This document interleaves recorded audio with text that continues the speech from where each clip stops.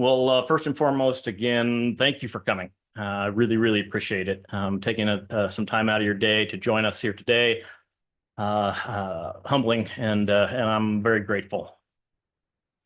So I worked a ransomware incident recently, and worked with an enterprise that was doing some firewall maintenance, some firewall upgrades, and they inadvertently opened up internet access, inbound internet access to a server.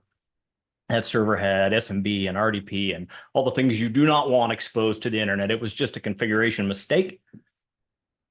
And if you've ever done introduction to pen testing, your first brute force password attempt, you probably started that adventure with a username like an A Smith or a B Smith or a Jones or a B Jones, and maybe you guessed an initial password, some permutation of the horrible word password. And as it turns out, this organization, the box that was exposed to the internet, it had a local administrator account with username A Smith and a password of password1. It took the internet 12 hours to find this exposure, find this box, RDP publicly exposed. It took another 8 hours or so for that box to get popped, for them to guess the super secret combo A Smith password1. And a few hours later, detonation of ransomware. Bad day for that organization.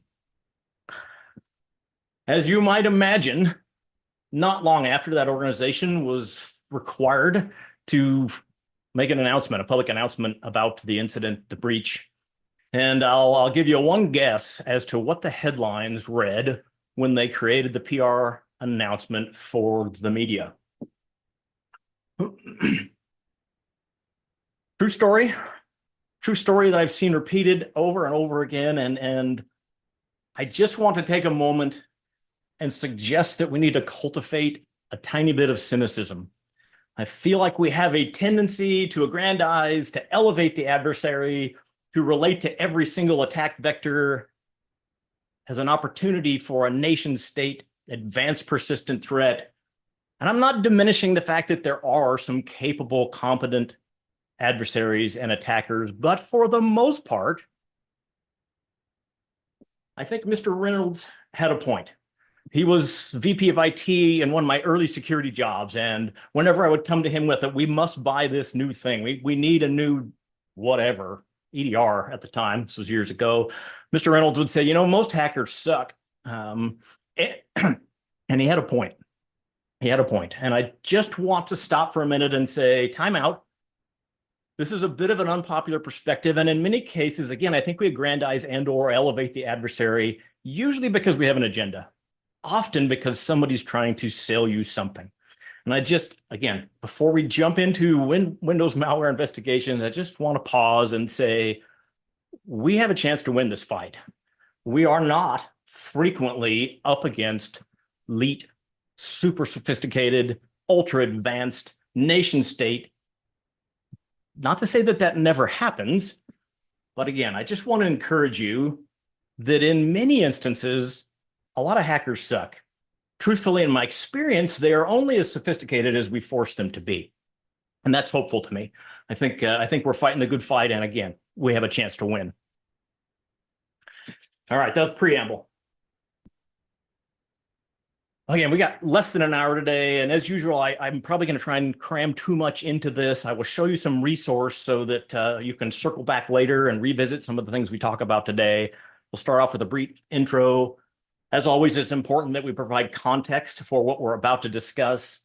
Then I'm going to talk to you about an investigative workflow, a Windows malware investigative workflow, outline a couple different technical approaches to this issue, problem, process, and then, of course, leave you with some references, contact info, and hopefully a little bit of time for Q&A. My name is Patterson Cake. Thank you for joining me on Pi Day. I've come to be a fan of Occam late in life, but I like his approach. And really, in many ways, it's just about striving for simplicity. And the favorite iteration of Occam for me is the simplest explanation is usually the correct one. I strive to simplify things, partially for your benefit, but if I'm honest, mostly for my benefit, to make things easy, memorable, repeatable. Thank you again for being with me here today. And I don't want to skip that slide. Okay. Let's talk about, again, a little bit of introductory discussion, a little bit of contextualization. We're here to talk about Windows malware investigations, and it's important that you understand what I mean by that. If you ask multiple security engineers what it means to do malware analysis, you're likely to get multiple varied responses. And for me, the remainder of this conversation is in the context of some sort of an event. This is not threat hunting. I don't write malware detection signatures for a living. What I do is respond to alerts and events, usually in the context of an incident or pre-incident analysis. The why of this process for me is actionable intelligence. The reason that we're doing this, the reason that I engage in this process is to figure out what happened and what to do next. The where is a bit of a timeline. It's sort of up to you. Reverse engineering malware is on one end of the spectrum. This can be a lengthy, complicated, useful, valuable, slow, laborious task. The other end of the spectrum is your basic AV scan or basic detection criteria. And somewhere in the middle, we have some typical sandbox analysis like a Joe or an AnyRun or a Cuckoo or something along those lines. And somewhere right in the middle, I'm positioning Windows malware investigations from my perspective. That's where we find ourselves. That's what the remainder of this process relates to. We're not going to get into reverse engineering. Hopefully, we're going to get a little more value than the traditional AV, sandbox, etc. I'm going to hammer a couple times on the horses, not zebras idea. And if that's new to you, the idea is that for many of us, when we're in the midst, especially of an active event or active incident, and we hear hoofbeats, we often think zebras are coming. When point in fact, horses are obviously much more common, more commonplace. And I think we need to work against that mentality and not assume, once again, that we're dealing with this ultimate, sophisticated, advanced nation state. We're probably dealing with horses.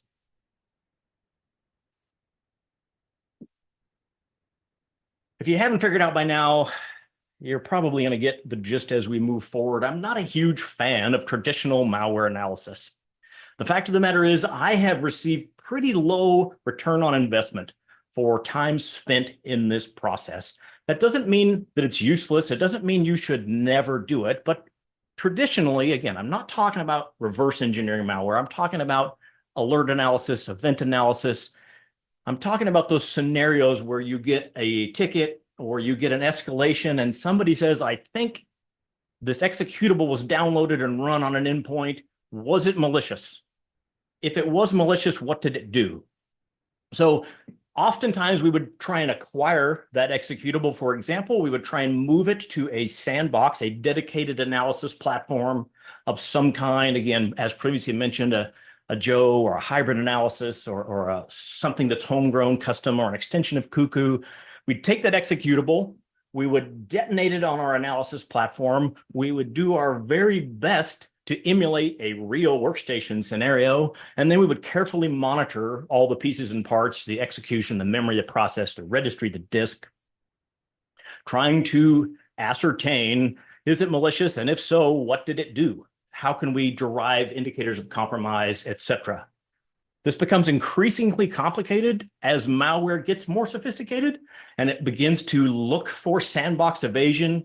The idea, and I've seen this specifically with Quackbot or Qbot, is detonation on an analysis platform. And because Qbot can detect some sandbox functionality, it doesn't do anything. It doesn't behave like it would if it were actually executing on a typical enterprise endpoint. Again, I'm not saying this is useless because it's usually pretty quick and easy. If you can get your hand on the executable and drop it in a Joe sandbox, for example, it doesn't take a huge amount of time, effort, and then truthfully, you can pivot elsewhere and do some analysis while that process runs. Maybe you get some value, maybe not. My overarching concern here is that it's nuanced, it's a bit complicated, and it's prone to false negatives, which are something I really want to avoid in the midst of active incident response. So naturally, I'm wondering, is there a better way? Is there an alternative? And I have, in many of those situations, when the question comes up, I think user downloaded this executable. I think it executed. I think it might have been malicious. Can you confirm it was malicious? Can you tell us what happened?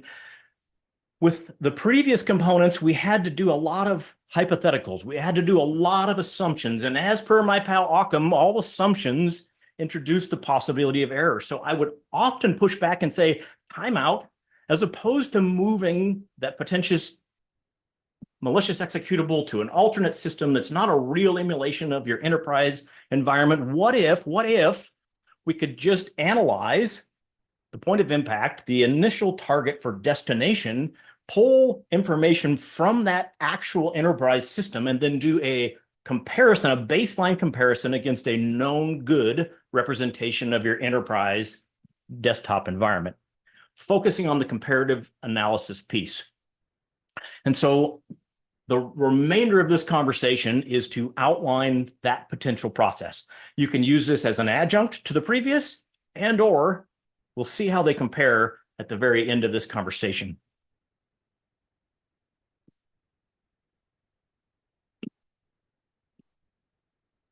Part of building this process for me was a foray into understanding the current most prevalent malicious software applications, malware, that we see in the wild today.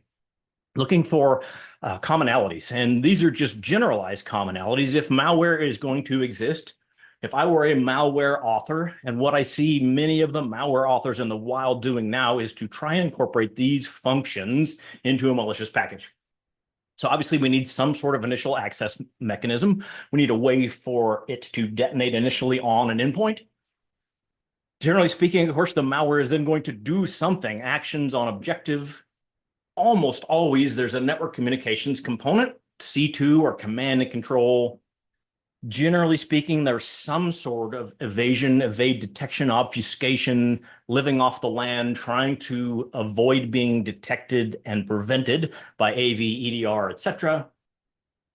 And then again, very frequently, there's some sort of persistence mechanism. The malware is going to do something in order to attempt to survive a reboot. Going a little further, general categorization. I did some analysis, and a big shout out to my pals at Red Canary. They released their annual report, I think just yesterday. This is actually based on a more regularly updated running snapshot that they present through their web portal, which is extremely useful, I think. And Red Canary helped me to come up with this list of the most common threats that have occurred in the last month, 2 months, etc. So I pulled from this list. I looked at things that are actually happening in the wild. Again, I'm trying to prove out this process. I've done this process before. I want to make sure it works before I say, hey, check this out. You might want to try it. And so this is the top of the heap. These are the most common occurrences for malware, according to Red Canary in recent memory. Qbot, Crackbot, Sock Golish, Raspberry Robin, Bootloader. As I'm typing these out, I could not help myself. The goofy names, I put in Spongy Weasel just as a joke. I probably should have taken that out. In any case, Yellow Cockatoo, all of those but one are real. And so dug into those deeply to try and understand, okay, what are the specific technical components, the commonalities between these threats that we see on a recurring basis. And when we get through to the demonstration part, we're going to drill down into Bootloader, because that seems to be, in my recent experience, sort of the flavor of the week or the month. And yeah, you can use Spongy Weasel. That's a shirt offering, maybe. What do you think, Jason? Anyway, you can vote on that later. So taking those malware families, dissecting them, looking for, okay, how do these actually function? And if I were going to engineer an analysis process, what do I want to find? What do I want to see? And what we see, initial access, is pretty commonly search engine optimization, poisoning, malvertising. It's trying to get the user to go somewhere on the internet and then download something that they should not download, usually disguised as something valuable, valid, realistic. Actions on objective, often, again, the initial staging, initial enumeration were based on execution of one of these handful of components, WScript, which I misspelled. Sorry about that. C script, PowerShell, you get the idea. Network communications for these are pretty plain Jane. They're not terribly sophisticated. For the most part, they're outbound TCP, HTTPS communications for command and control.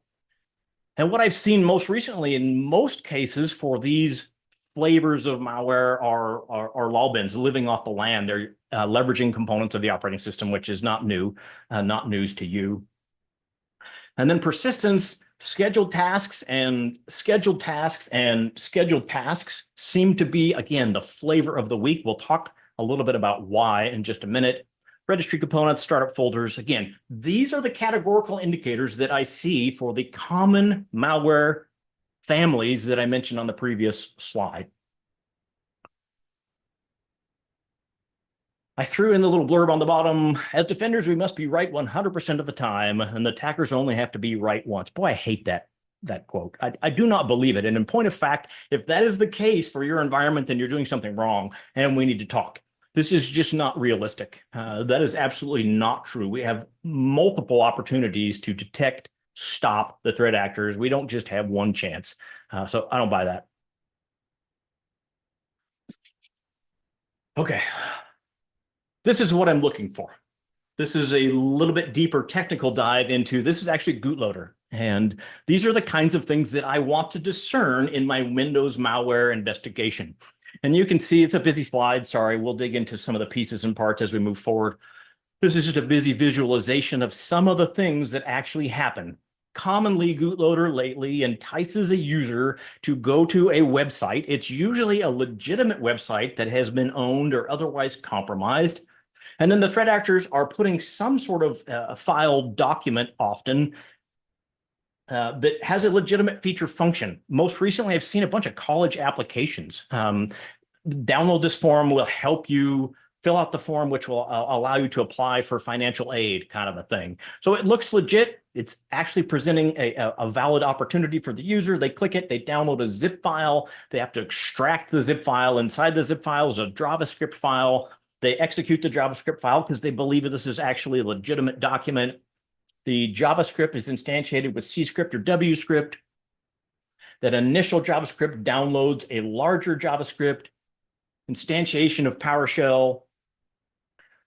PowerShell and JavaScript create a scheduled task, and then command and control is for a bunch of a significantly large number of external internet sites that once again are generally legitimate sites that have somehow been compromised.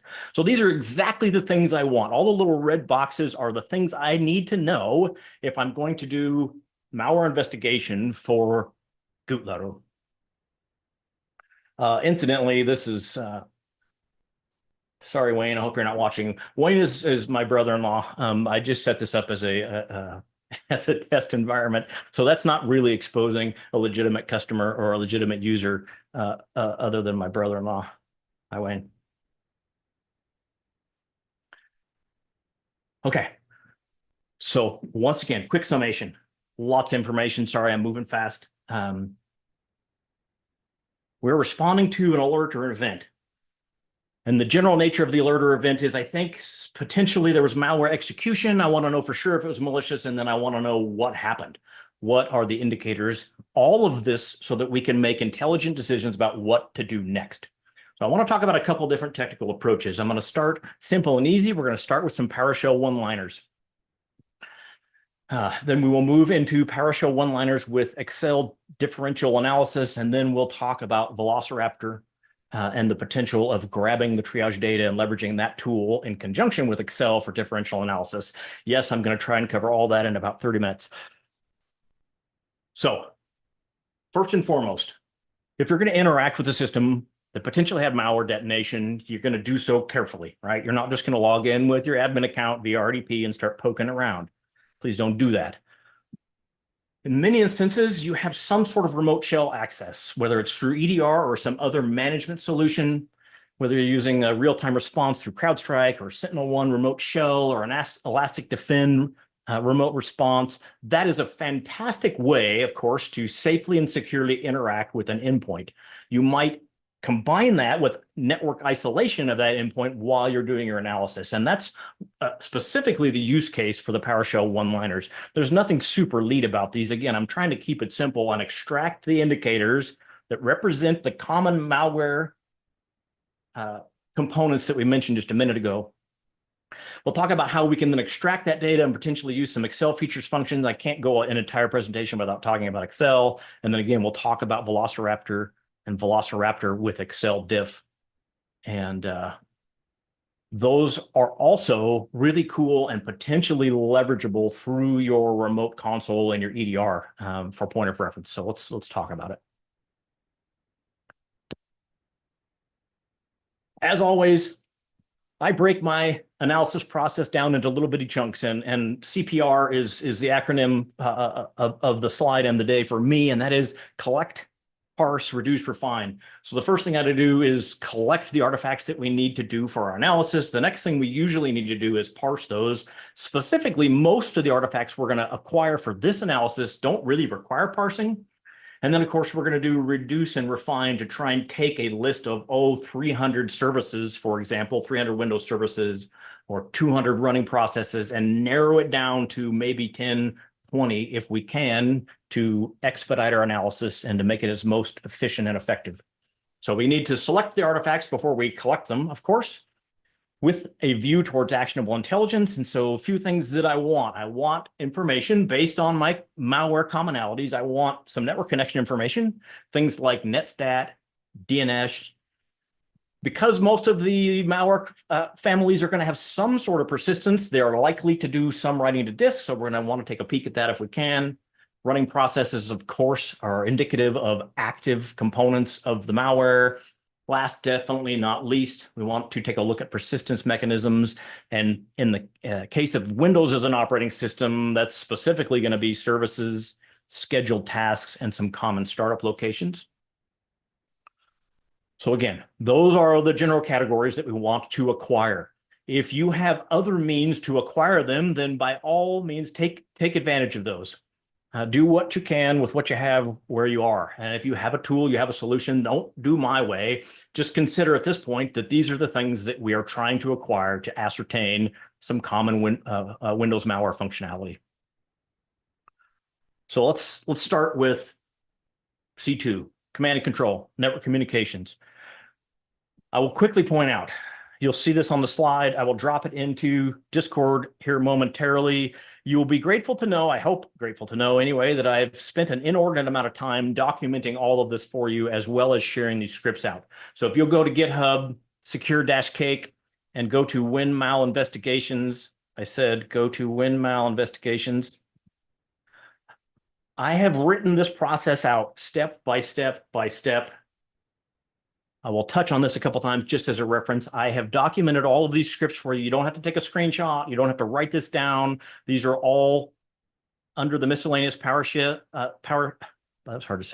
miscellaneous PowerShell folder under WinMal investigation. So I'll reference this as we move forward so that you don't have to go, again, you don't have to try and pull that from this slide.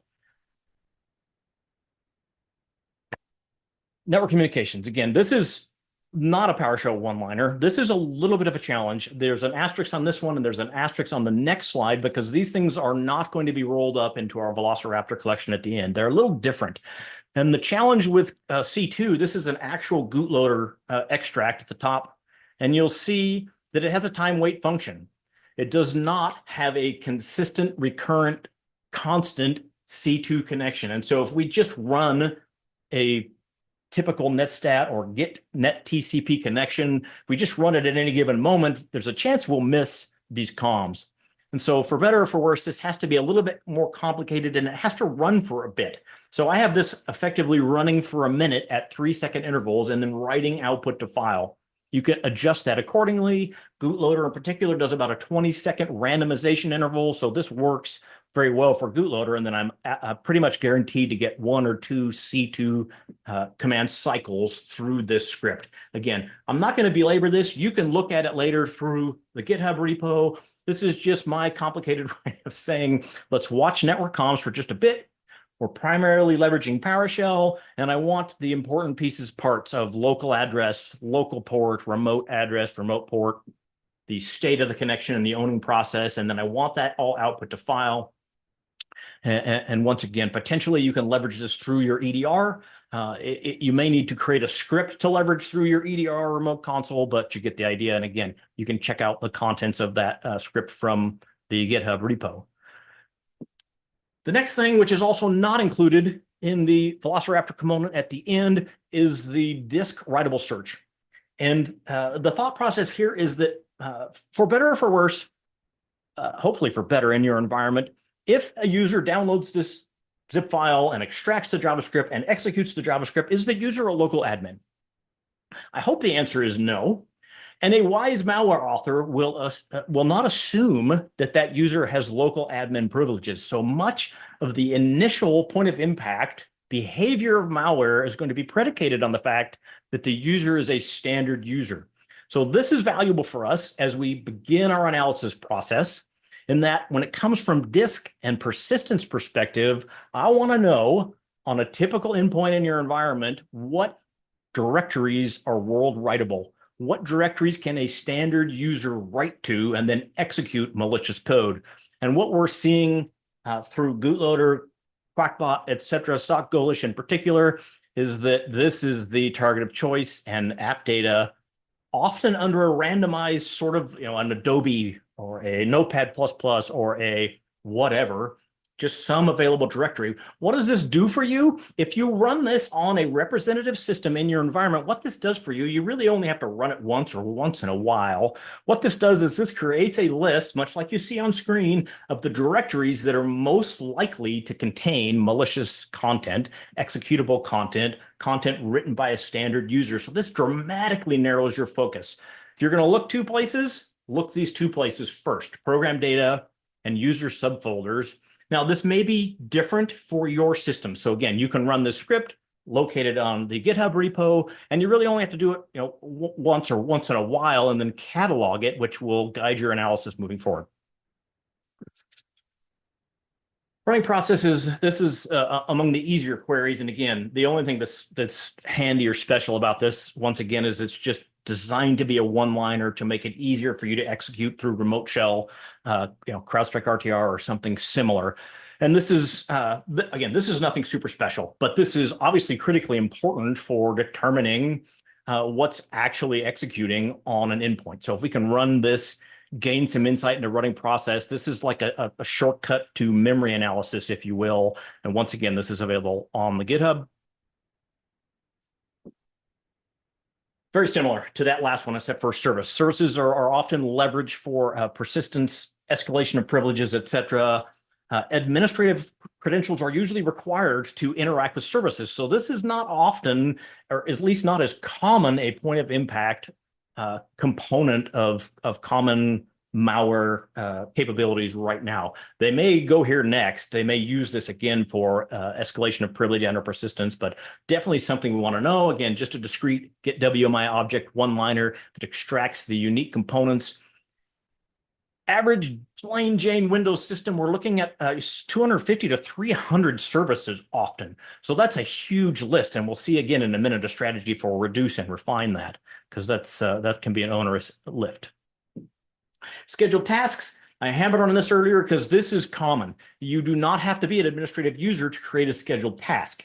I apologize again, this is kind of an ugly one-liner, but in order to get all the pieces and parts that I really want, I had to combine the scheduled tasks executable in conjunction with PowerShell and do a little fancy footwork to get that all into a CSV.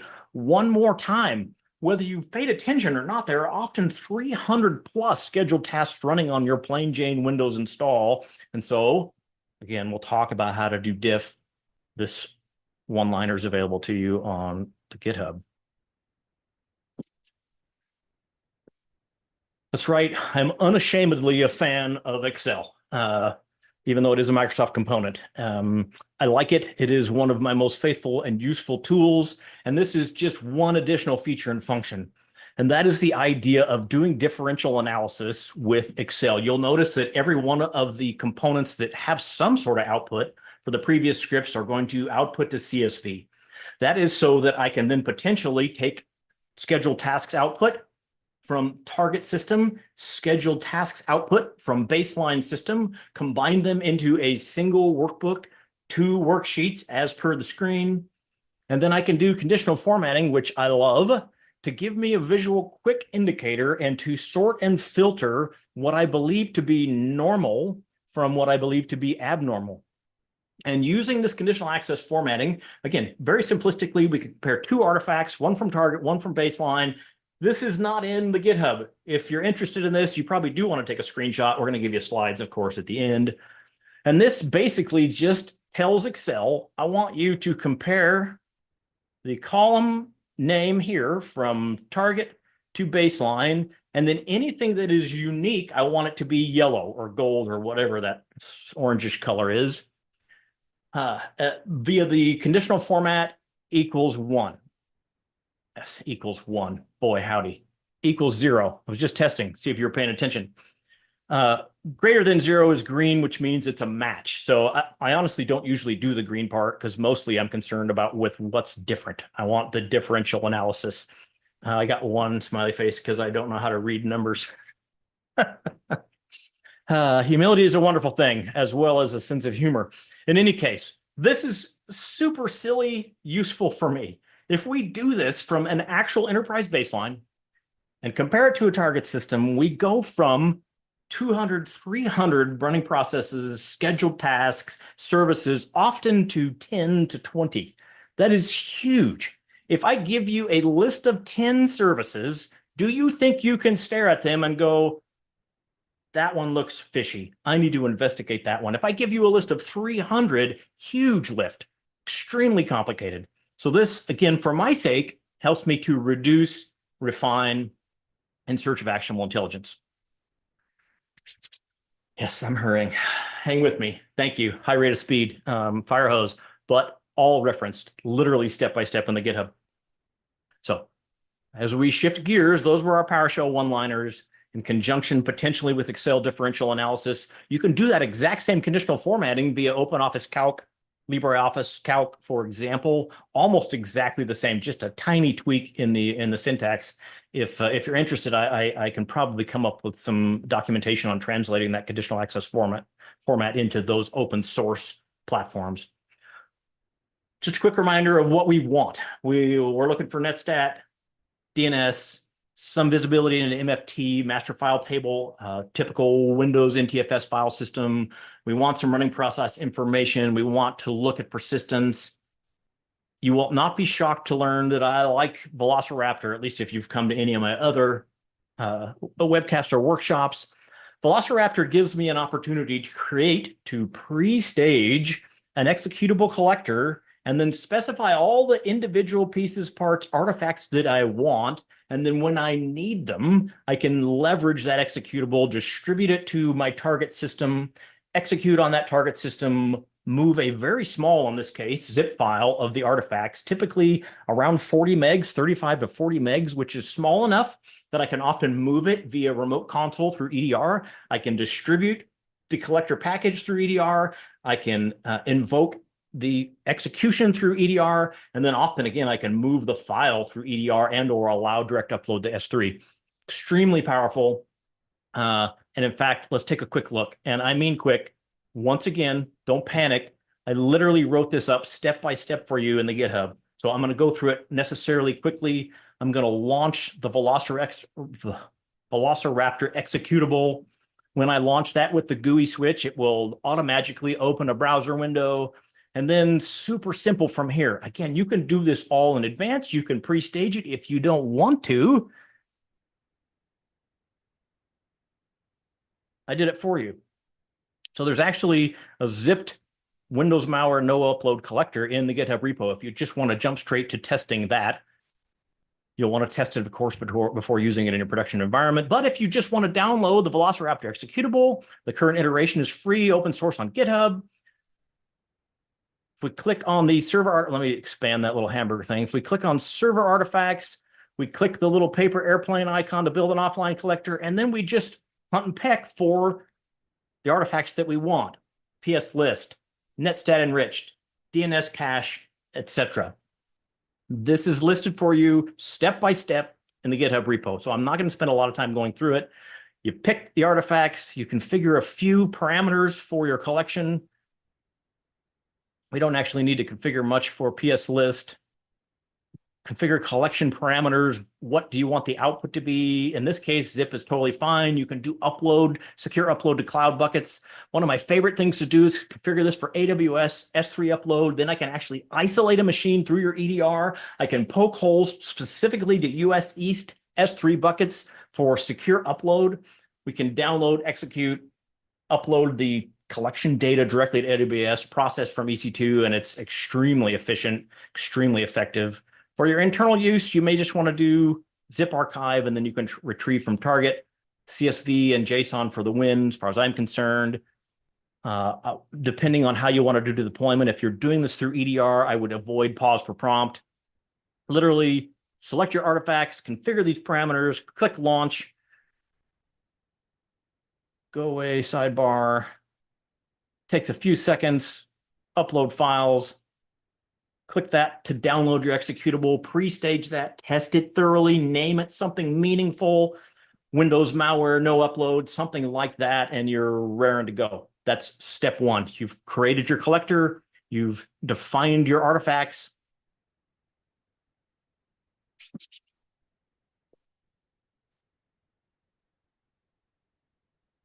Once we do that, you don't have to take advantage of the rest of this process if you don't want to, but for my sake, I wanted to script this. I wanted to make it a little easier for me to repeat and to potentially do at scale. So what I'm going to do in my Windows malware investigation workflow is the process I just mentioned. I'm going to create a Velociraptor collector. I only have to do that one time. I'm going to do it intermittently, maybe once a quarter, twice a year, whatever, but I only have to do it initially. I'm going to distribute and execute that collector on my baseline system. This doesn't have to be perfect. It just needs to be clean. You just need to know that there's nothing malicious on that box. Usually a typical enterprise baseline image, even if it's just a plain Jane Windows image, it will help this process tremendously. The next thing I'm going to do is distribute this to my target system, execute.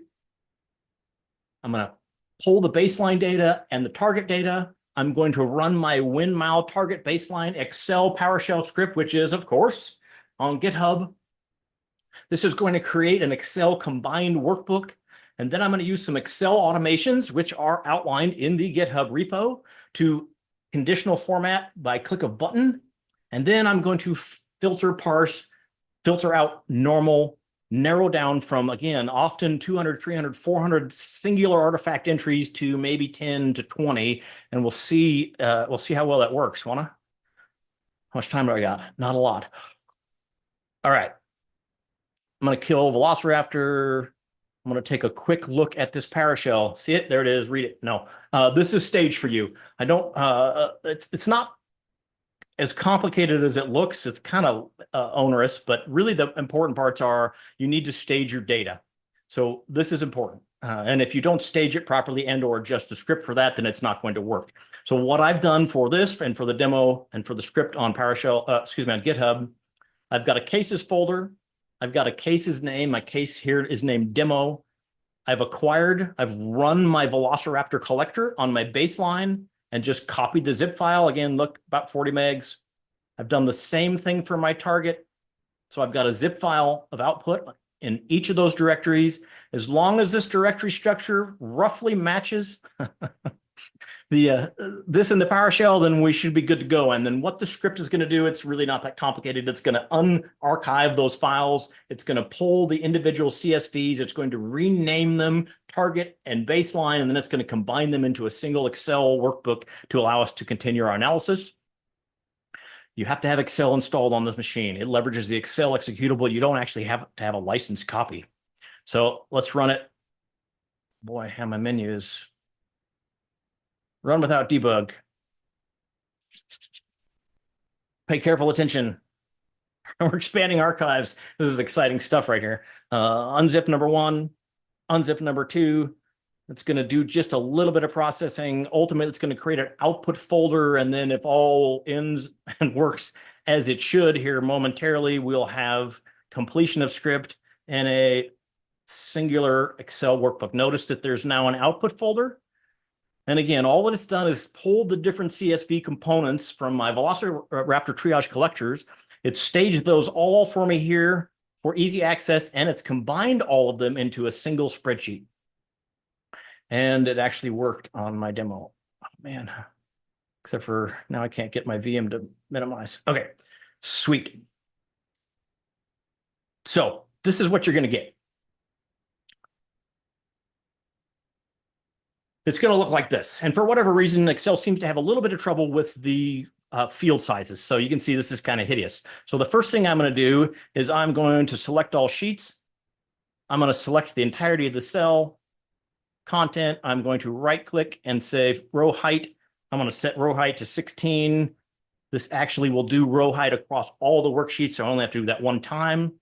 And then I'm going to take a look at a particular sheet. Let's take a look at DNS first. I need to do a little bit of formatting. I'm going to select all of the data columns. I'm going to double click. I'm going to grab this right edge and double click. Hey, when I do that, it should auto expand each column so that it fully, you can fully visualize the data. I'm going to select all columns. I pre-stage filter and sort on my quick start menu, but I'm just doing data filter here because I'm going to take advantage of that. The next thing I'm going to do is build out some automations. And once again, these are specifically outlined in the GitHub. You can literally copy and paste those into your own code editor environment in your test system to validate that I know what I'm doing and it works for you. So let's take a peek at this. It's a little bit ugly, but the truth is you just copy paste this block, and then all you're really doing is adjusting the column and the sheet name. So for target DNS, I have an automation that compares the name, column A, to column A name for baseline DNS. And if all is right in the world, when I click run, all of the unique components for the target analysis are now going to be yellowish, whatever that color is.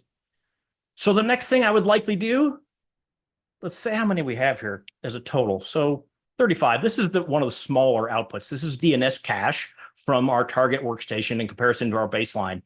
And so the next thing I'm going to do is I'm going to filter by color. Show me only the orange ones. Now we're down to a pretty short list. The next thing I'd probably do is get rid of the reverse address lookups, the pointer records. So just show me A records. And point in fact, couple clicks, couple steps, automation. These are domains that you should really look at. These are DNS cached entries on the target system that do not appear on the baseline system, and they are for the most part evil, and these are legitimately evil, so don't go visit them, please. What about netstat? We've got 283 netstat entries. Can we do the same thing? Let's go to our netstat diff. Let's run. Let's select all, let's filter on color. Time weight is interesting, and I probably want to come back to that, honestly, but if we filter out time weight, then we're down to a list of 13 entries. Let's do our fancy footwork here, select all, expand all. And if I could shrink this a little bit, once again, stare at that for about 15 seconds and tell me if you see something concerning. That one is fascinating to me. I'm not sure how the changing case instantiation is going to make that harder to see. I don't know. The rest of the script has varied case and it is heavily obfuscated, but for whatever reason, they bootloader instantiates that with upper lower varied case. So again, we go from multiple couple hundred plus entries to a dozen entries, and then we have a fighting chance of some pretty expedient analysis. I'm going to skip services and services for the moment and startup for the moment. Again, I don't see services as a common initial vector, but tasks, on the other hand, are absolutely. So let's expand tasks. Let's find our tasks. Automation, again, all ready for you on GitHub. Let's execute our tasks differential. This one sometimes is a little slow. Script is running, look away. Think of an amusing anecdote. That wasn't too bad. Select all, filter, sort by color. Whoops, I did sort by color instead of filter by color. The pressure is intense, I'm telling you. And once again, we went from just over 300 entries to 12 entries. And without digging too deeply, how long will it take you think, to determine which of those is malicious and inappropriate and instantiates bootloader? Again, in real life, I probably would filter out OneDrive, for example, to limit this list further, but I don't really need to. Point in fact, foundation shade matching for the win, that's WScript. If we scroll right, we actually get to see the malicious JavaScript component. What's really cool about this as well is part of the built-in functionality for the task extraction that we did from Velociraptor. We also checked the upload XML file. So we actually acquired the scheduled task XML that backends this specific scheduled task. So you can go back to the artifacts that we just extracted. You don't have to extract anything additionally. Now you know where to look. Go look up foundation shade matching, and you can actually see the XML content and all of the details behind that task. So as you'll note, created automations for all the specific sheets, from services to PS list to netstat to DNS. And how did we do? How do you suppose we did? I sort of cautiously, with a little bit of fear and trepidation, I took this exact malware sample and I detonated it on a couple, 3 different sandbox, and I held my breath. I thought, boy, I hope my process is comparable to that, because I believe in it. It seems to work. It works for my brain. What happens if I actually compare it against some sandboxes? Well, I did it against 3 different sandboxes, and I have a couple observations about that process. This is sandbox number 1. Sandbox number 1 came up with 2 IOCs, and one of them is a multicast address. If I'm not mistaken, it's an OSPF LAN-specific multicast address. I suppose there could be a malicious component there, but I really don't think so, especially on my individual Windows workstation within my sandbox environment. The only other thing I got out of it was the name of the zip file. Well, gee, thanks. I knew that. So effectively, I gained almost nothing other than potentially this is a little bit useful. This didn't even happen, except for that's what happened to be installed on the hypothetical sandbox environment. That's not even installed in the enterprise environment. So again, this is not useless, but pretty close.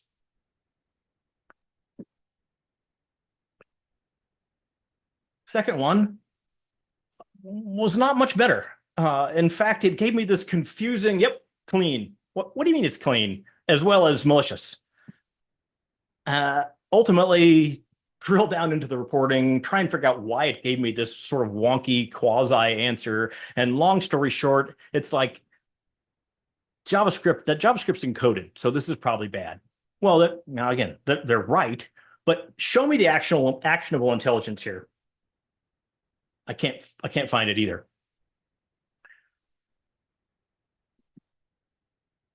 The exact same malicious sample detonated on the target endpoint, run through this process. I came up with 7 discrete, actually useful indicators of compromise.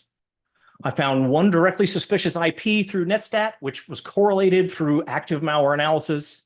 I found 1 malicious process, which we saw moments ago, PowerShell, which was case and instantiated oddly. No services are created or leveraged through bootloader, so I didn't expect to find any. There are no startup components, no typical ASEPs. There is, however, 1 task, which we also identified, we just visualized through this process. That is the JavaScript execution that occurs at user login. And in addition to that, we came up with 4 specific DNS records. We saw some of those in our DNS cache analysis. Again, a total of 7, potentially some others, but 7 obvious, legitimate, validated indicators of compromise versus the 1 or 2 being generous in the previous sandbox examples. And none of that's hypothetical. That actually happened on the target endpoint. We're not going back and saying, well, do you have WinRAR installed? Well, no. Well, then did that happen? No, it didn't.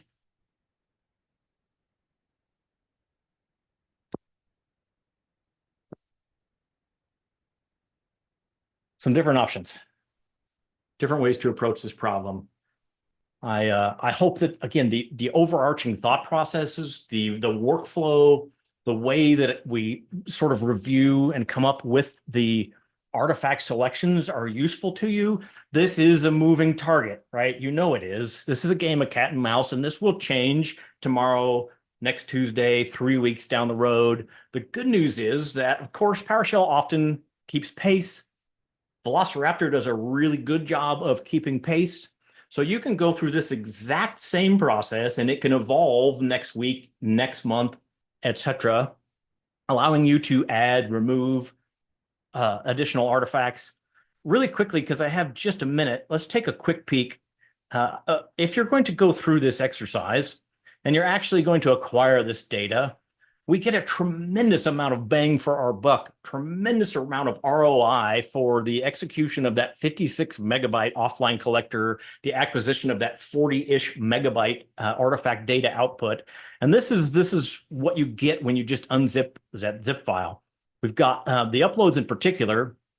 And if we drill down into this process, for example,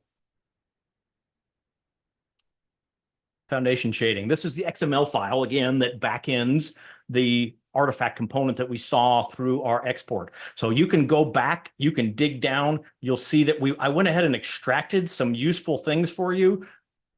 Event logs, we did not parse those, but they're there for us if we need to do further analysis. Similarly, if we drill down, we actually have the entire master file table so that we can go back again and potentially reference activities that took place in program data or users' local app data, etc. We don't have to go there right now, but if you need to do further analysis, it's all there staged for you. A bunch of additional, very useful forensic components that we didn't even incorporate into the spreadsheet. But I figure if I'm going to build a collector and I'm going to touch that target endpoint, I want to judiciously grab some things that might be useful to me as I move forward through the analysis process. So choose your artifacts, collect them through whatever mechanism makes the most sense to you and in your environment. Test this thoroughly. You do not want to be arm wrestling through this process and obviously the face of a potential active malware outbreak. So get that part nailed, test that regularly, whether it's EDR, PowerShell remoting, or some other tool. Build your Velociraptor collectors in advance, test them, stage them, grab your baseline. Get your Excel spreadsheet up and running, create the automations. Again, you only have to do that one time on your analysis workstation. It's a little bit of effort, but I think you'll be excited about the possibilities once you start to do that. You'll say, ooh, what else could I automate? All sorts of really cool things. You can do that with other spreadsheet tools if you don't have Excel at your disposal. If you need to use a free alternative like an OpenOffice Calc or a LibreOffice. And then once you've done those things, your potential opportunity to do a diff with baseline and effectively take 200 artifacts down to 10, 300 artifacts down to 20. And again, I don't know if that seems more accessible to you, but it absolutely does to me. You give me a list of any 10 specific artifacts, and I feel like I have a fighting chance in a very short amount of time to say that DNS entry is not right.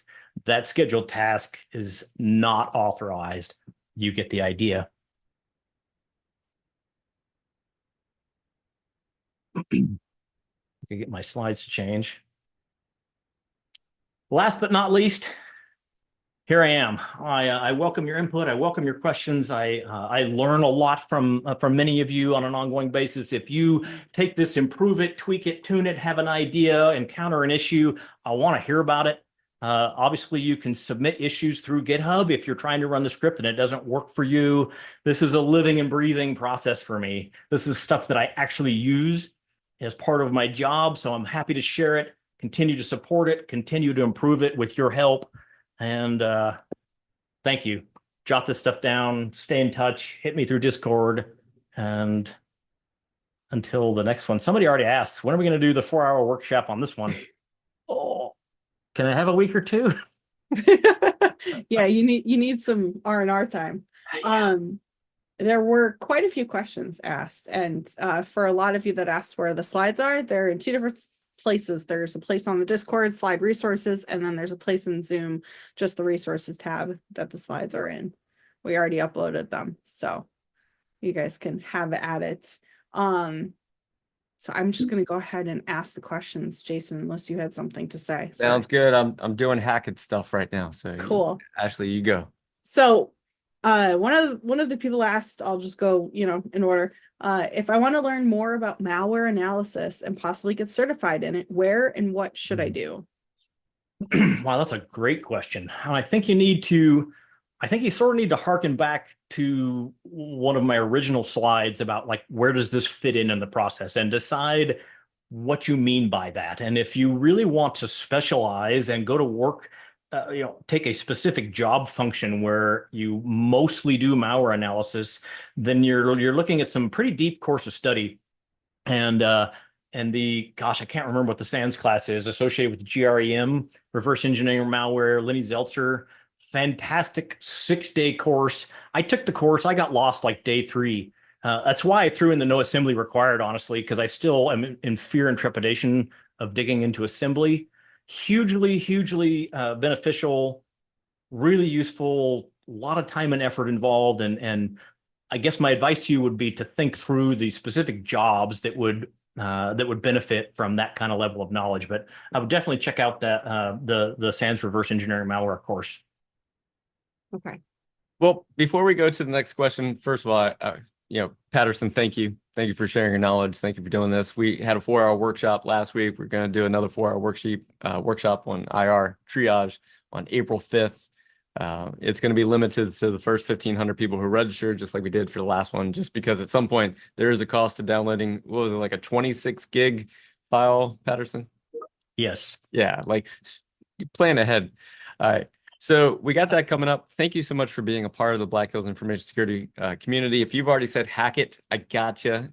That's what I've been doing for the last hour, is just making sure everyone gets tagged. A bunch of people hit number 10. And so if you have no idea what I'm talking about, way back in the day, we had the Book It program. And so if you read 10 books, you got it signed off by a teacher, you got a free personal pan pizza. So we thought, like, how could we do that with webcasts? And so if you attend 10 webcasts and engage in Discord, those two things have to go together. That way we can give you credit, and so that you were here. If you can't be in Discord, I'm sorry. We had to figure out a way to track it. So that's how we do it. And then once you get 10, you get a gift. Once you hit 20, you get another gift. You hit 30, you get another gift. You hit 40, get another gift. And you hit 50, you get one more gift, and then we're done. All right. So Patterson, if you could sum up everything that happened today in your webcast, what would it be as we wrap up? And then we'll stick around for post-show banter, and we'll do some rapid fire questions if you have time. So Patterson, how would you wrap up today? Wow, great question. The entirety of my approach is, again, to come up with something simple, quick, and effective. And there are different ways. There are probably better ways, but this for me is effective. And so again, my overarching admonition to you is to come up with a plan, to test your plan, and keep it simple.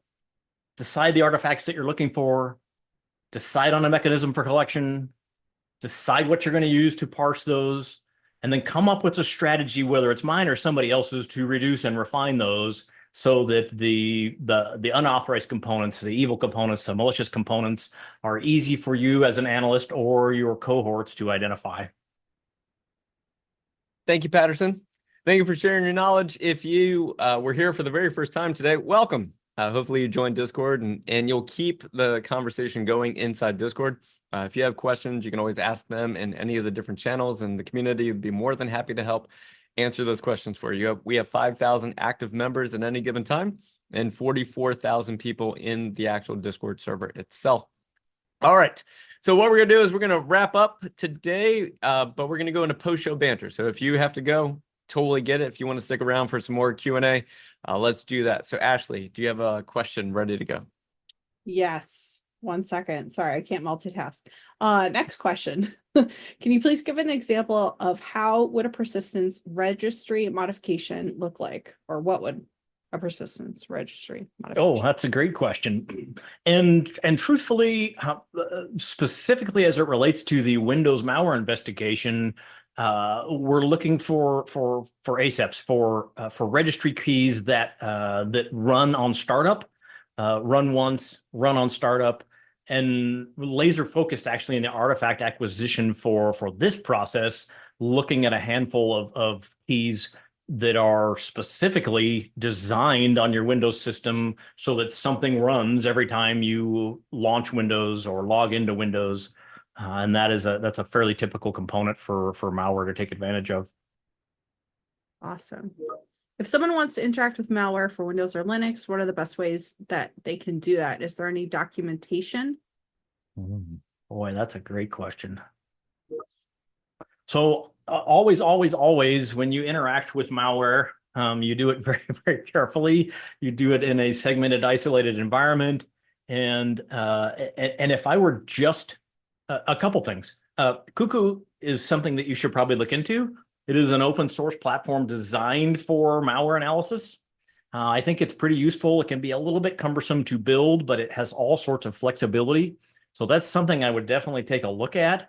I would also take advantage of some of the free tools like hybrid analysis. Hybrid analysis is, I think it's hybridanalysis.com directly, is a free web solution that allows you to upload malware. They will detonate the malware in their sandbox environment, give you reporting output. I think that's a useful tool for you to look at how they went about analyzing that malware. Some of those solutions will actually allow you to instantiate malware and then interact with it. Usually that costs money. Joe's Sandbox is another alternative that's that if you pay to play, you can actually do some malware interactions through their dedicated sandbox environment. All of those leading you to, I think, to build and develop your own approach, potentially your own technology or tool set. Cool, thanks. If you have a malware sample but can't detonate it in a sandbox or decide not to, what kind of analysis can be done and what tools can be used? Oh boy, that's a great question. So malware analysis usually is broken down into a couple high-level categories, and usually it's things like static analysis versus dynamic analysis or code analysis. One thing that you can do, and I'm a huge fan of this, I learned this from some dude named John Strand early on, that strings is your friend. Even just doing a strings analysis of a malware executable, strings is what it sounds like. It's a utility that actually extracts ASCII encoding or text strings from an executable, can be really useful, very easy to do, and give you some insight without actually having to detonate the malware, just as an example. Obviously, it's not a terrible place to start to derive the hash from a piece of malware, take that hash, drop it into a virus total or something similar. You can probably learn a lot from the interwebs. You're probably not the first and only person to ever see this specific piece of code. You may be, as they're often iterative, but those are a couple things you can do without actually detonating an executable package, for example. Awesome. Someone asked this, I guess it's in relation to your slides, but where did you get the baseline list of running processes? Oh, great question. So for literally for this, so I've done 3 actual bootloader investigations in the last couple months. So actual production, actual detonation in a customer or enterprise environment. So I'm intimately familiar with bootloader. And so in preparing for this, all I did literally was take a default Windows 11 installation. Then I created my Velociraptor collector as per the slides, as per the discussion, as per the GitHub. And then I ran that collector on that plain Jane default Windows 11 image. And that's where I derived all of the baseline content. And then, of course, compared that to my target system. Awesome. What about grabbing system logs and looking for event IDs like successful and unsuccessful logins, as well as new file executions and deletions? I think so you're reading my mind and you're getting ahead of me into my rapid triage for Windows. Those are exactly where I would go from here, truthfully. And that's partly why I extracted MFT and EVTX. So clearly great minds think alike. Those are absolutely things I would probably pivot to. Right now, again, I'm focusing specifically on the malware investigation piece. Again, back to the question, I think it executed, was it malicious? And if so, what did it do? And so looking for those actual behavioral components more at the functional operating system level. And then I would, again, probably pivot do a deeper dive on the MFT and EVTX, looking for exactly those things to pinpoint additional criteria. So fantastic train of thought. And with the collector we designed, you're poised to do exactly that. You need to parse it. You need to do something to parse it, whether a cape or something, but great question. I'm not sure if you touched base on this particular question during your webinar, but someone asked, how do you isolate the endpoint while you're running these tools on them? Oh, great question. I think the best answer, quick corollary, I think that EDR is your due diligence at this point in life. If you're involved in cybersecurity, AV just doesn't cut it anymore. I'm sorry. Much like MFA and, firewall, and you need an EDR. If you don't have an EDR, truthfully, you can get some very low cost or even free EDR solutions. And the thing I love most about EDR, frankly, well, two things. It's visibility I get on the endpoint, and it's containment capabilities. It's push button isolation. I want to be able to disconnect a machine from the network, disable network communications at the push of a button, and I would do that through EDR. There are other ways to do it, but I think that's the best way. I think that's, dare I say, the right way. And then if you have a reasonably capable EDR platform, you can poke holes for analysis through that isolation. So I can then define, I have an analysis workstation, and that analysis workstation is allowed to speak to that box that's in containment. And then additionally, most EDR remote console utilities have the capability of moving files. So again, in my perfect world, I roll in, I leverage an existing EDR, I use some sort of remote console technology, and I'll either distribute or the Velociraptor collector or run the PowerShell one-liners, acquire the information from that isolated box through that remote console, and then move it elsewhere for analysis. If you don't have an EDR, I really think you need one. Sorry. Yeah, well, sometimes the answers that we get are not always the easiest, but they're necessary. All right, next question. What's a good resource to learn PowerShell specifically related to DIFF investigations? And this person also followed up to say they were also interested in Python. Oh boy, that is a fantastic question. I need to come up with a fantastic answer. I suggested Joff's Python class, but that's a little bit more geared towards pen testing. But it still kind of gives you a little bit of the lay of the land. You know. I like that a lot. I'll be honest. So I'm terrible at Python. I'm not that good at PowerShell. Everything that I know about PowerShell literally is coming up with a question, like the questions that I struggle with today. How can I get running process list with all these particular components? How can I extract scheduled tasks? And literally the way I have learned, and I have found it to be extremely useful and beneficial, is to ask those questions and then research those answers specifically. Because you could go take a 6-day class on PowerShell and learn nothing of the things we looked at today. So I'm a huge fan, again, of, especially with all the resources available online, the opportunities to review other people's code. I come up with a question, then I plagiarize, and then I tweak and tune for what I want. And I don't feel like I'm a PowerShell expert, but I know how to get the information I need. And that's been my focus. Awesome. So someone asked the question, when you're extracting artifacts, are you writing them to the host or an external drive? And are you using a write blocker? Great question. Great question. So the first and easy answer is I'm not using a write blocker in this particular use case. Remember again that my overarching use case for this process is event, alert, incident response, and it's usually tactical. I'm not overly concerned with litigious engagements. I'm not expecting to show up in court. Could happen, but I've avoided it so far throughout my career. So I'm not too worried about that, to be honest. That may be directly applicable to you, and I'm not diminishing that. But for me, that has not been an ongoing issue. Velociraptor creates the zip file on the local file system. You have the opportunity to transfer it automatically through the configuration of the Velociraptor agent. So we can automatically upload it to S3, which I like a lot. You can upload it to other cloud platforms, but it will invariably create the zip file on the local file system. With the PowerShell scripts, It depends a little bit on the EDR, but usually I'm creating the artifacts directly on the box, on the target system. So if I invoke, show me processes or get TCP connections, I'm creating a CSV output actually on the target. So I'm impacting the target disk, which I think is, again, partly what the question is getting at is I am indeed making changes to the endpoint. And for the purpose of active incident response, I don't care very much. A fantastic question.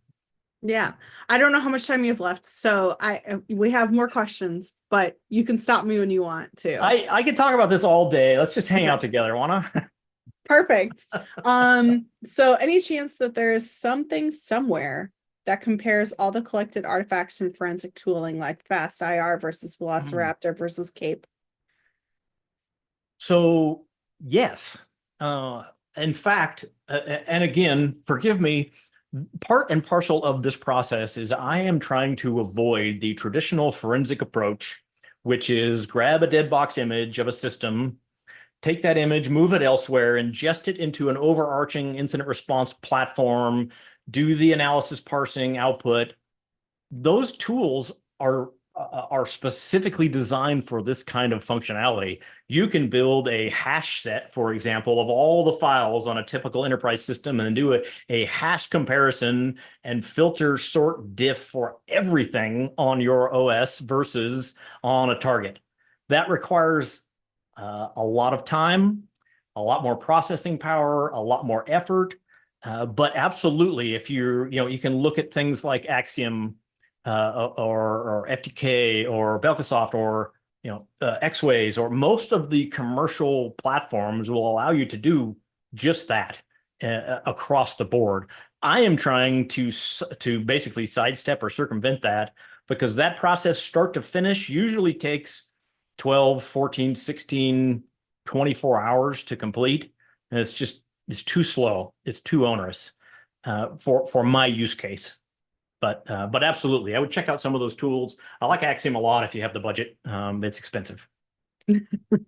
As is a lot of good stuff. Yeah. How to reverse engineer malware written in Rust? God, I have no idea. I'm sorry to disappoint you. That is part of the reason. And not to diminish the value of that question. It's a fantastic question. And that's something I really wish I knew. But that's part of the reason for my methodology. I don't care. I don't have to know that based on the approach I just took. Now, again, that doesn't mean it would not benefit you to understand that.